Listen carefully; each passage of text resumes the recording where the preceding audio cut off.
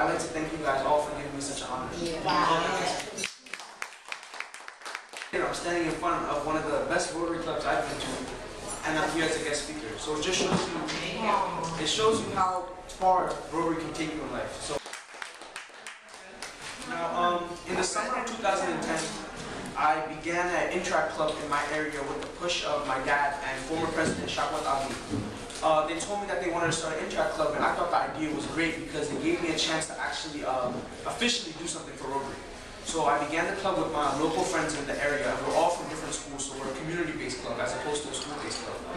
So we originally started with about maybe 20 members at the initial meeting, but as the meetings went on, it went up and down. Some people dropped, some people came in. But when it was all said and done, we have about 15 to 20 members that are dedicated, and week in and week out they come to our meetings. So I think that's a success for us. As to date, we've completed various projects, such as a coat drive, which was last winter. We got together with our sponsor club, the Rotary Club of Central Bronx, and we collected several coats, sweaters, and other winter wear, and we donated to the less fortunate. Because in the wintertime, there are those who find it hard to keep warm. So that was a successful project. We then continued on earlier in the year, at the beginning of my presidency, with the autism campaign. What we did is we created a handout with different information on autism, what it is, how to protect it, how to deal with it, and just basically telling people they shouldn't be ashamed of themselves. And we handed that out to various schools because our members come from different schools in different boroughs. We have members from Brooklyn, we have members who go to school in Manhattan, like myself, Bronx, Queens. So it was very good that we got to spread the word through the 5 boroughs. Then we continued with the public speaking workshop. What we did basically is that we saw that a lot of our members had trouble with public speaking. It was very nerve-wracking. They didn't know how to present themselves. They didn't know how to deal with the idea of talking in front of a bunch of people. Even right now, I'm pretty nervous myself, but I'm still going on with it. So basically what we did is we enlisted the help of 2 of our members who actually been to previous public speaking workshops, and we asked them to give the kids in our club some advice on how to talk, how to present yourself, how to elevate your voice, how to what mannerisms you should do when you're speaking, and it was very helpful. And I saw that ever since that workshop, a lot of our members' confidence has increased. So that was probably one of the most favorite things that we did this year. So I'm really happy that we did that. And then we started our gardening project, which what happened was one of our members, Sony Cabral, works with a local community garden in the Hunts Point area. And actually, Sony Cabral was also a member of the Gompers Club in the high school. He goes to Gompers High School. So he introduced us to a community garden called Morning Glory Garden.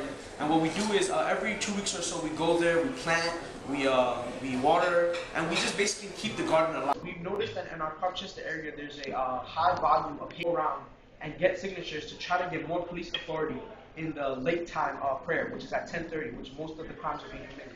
So this project is still ongoing. We're still trying to build a lot of signatures before we actually go to the police commissioner. So please wish us best of luck. We're trying to end this project by this year and have at least 1,000 to 2,000 signatures so we can come out the gate strong. And then currently this Saturday we're actually doing our latest project, which is a toy donation project, where we're going to Montefiore Children's Hospital, which is somewhere in Mashula Parkway area. It's a hospital for children. And basically what we're doing is we're donating various bunch of toys that we got together, really cool toys that kids will enjoy, and we're going to spend maybe 1 hour to 2 hours there and talk to the kids and try to put a smile on their face, because when you're a kid, having to go to the hospital and stay there, I mean, it's really depressing. So we want to go there and try to put a smile on their face for at least 2 hours. I mean, that's the least they deserve. And also, our upcoming project that I want to inform you guys is where we held meetings, which is also his office in the Bronx. And what we want to do is have classes every Sunday for a month long, giving them information on how to survive in the city, meaning how to read stop signs and whatnot, and the MTA, how it works, and 911, 311, all these resources that they have. Because I've noticed with a lot of immigrants that I've talked to, the biggest problem is that they don't know where to turn to when they come here. So I think that's going to be a very good project for us to do in the upcoming months. So please wish us best of luck to continue that.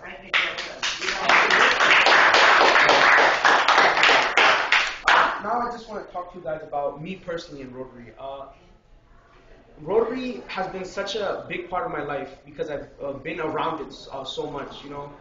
it's actually affected the way I look at life every day. I mean, most people, they don't realize how fortunate they are for everything they have. But attending these Rotary meetings and seeing how passionate people are about simply helping people really made me just grateful for every little thing I have in life. And I'm so happy that I've been involved in Rotary because I can honestly say it's made me a better person, and I believe that Rotary is going to make me a better man in the future. Firstly, I visited the UN Day at the United Nations at Rotary, I believe 3 times already. And it's an amazing experience to see how big Rotary is. I mean, you see people from every country, and it really opened my eyes to see how big Rotary is. And then I also visited my home country, Bangladesh, and they were probably even bigger than clubs that we have here. They take it very seriously. We went to Okashona Center, which is a camping ground. It was amazing, and I made great friends there. And we went in a cave, and that was, man, when I went into the cave, it was dark, it was wet, I didn't know where to go. I mean, I got lost a few times, but when I came out, I thought, man, that was an amazing.